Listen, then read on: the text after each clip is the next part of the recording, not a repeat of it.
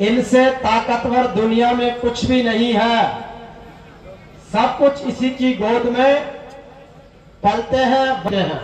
तक्षशिला निकेतन college, जहां है advance nursery teacher training, yoga teacher training and early childhood care and education, recognised from MSME and organisation under ministry of MSME। तो आज ही आइए तक्षशिला निकेतन college और करिए अपने सपने पूरे एट सिंह भूमि कॉलोनी, जनाना रोड, लोहागल, अजमेर। देखिए, आज किसान की आमदनी दुगनी करने की बात करने वाली सरकार किसानों को खून के आंसू रुला रही है।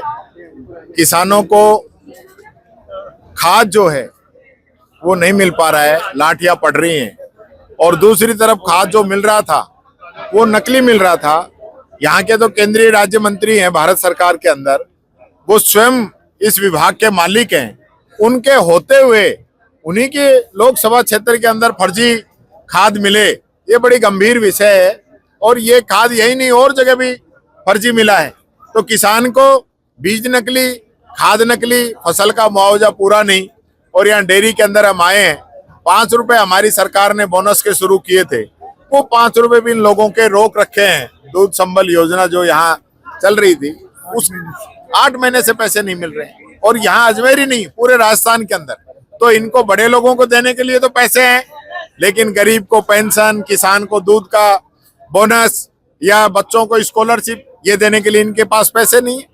आज किस प्रकार का राजस्थान के अंदर राज चल रहा है। चारों तरफ क्राइम जो है वो बढ़ता जा रहा है, कानून का बोलबाला नहीं है। चारों तरफ माफिया पनप गए हैं, कहीं भू माफिया है, कहीं बजरी माफिया है, कहीं खनन माफिया है, वो लोग अपना राज चला रहे हैं। आज सरकार कोई मॉनिटरिंग नहीं है। आज आप देखिए कितनी भारी बारिश हो रही है, कई जिलों में बाढ़ के हालात बने, पता ही नहीं है मुख्यमंत्री जी कहाँ बिजी है।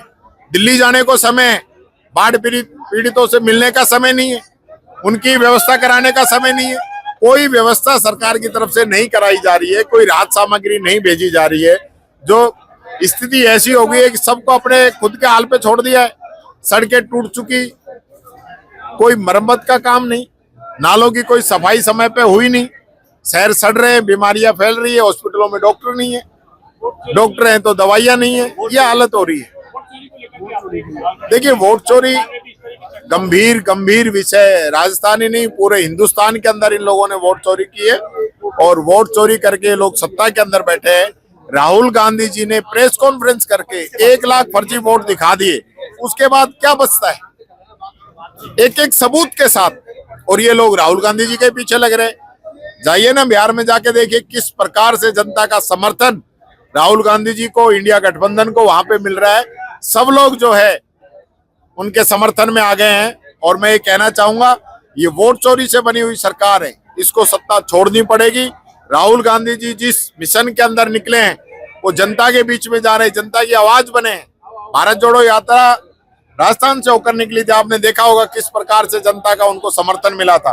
तो आज जो वोट चोर है वो बेनकाब हो रहे हैं, और आने वाले समय में और भी उनको बेनकाब करने का काम हम लोग करेंगे, ये मैं कहना चाहूँगा। मूल उद्देश्य ये है कि पर्ची सरकार हमारे 5 रुपए मुख्यमंत्री दूध उत्पादक संबल योजना के 8 महीने से नहीं दिए हैं।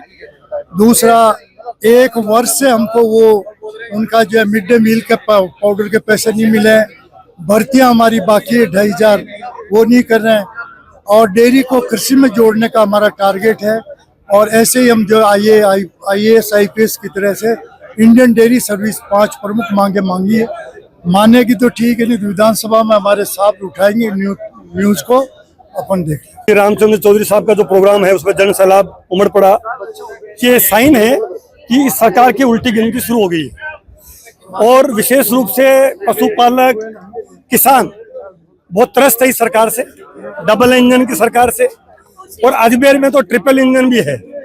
लेकिन आप देख रहे हैं अजमेर में कानून व्यवस्था देख लो, चाहे आप पानी की समस्या जो ज्यादा भराव है, और खासतौर पर निचली बस्तियां हैं उनमें तो बेहाल है।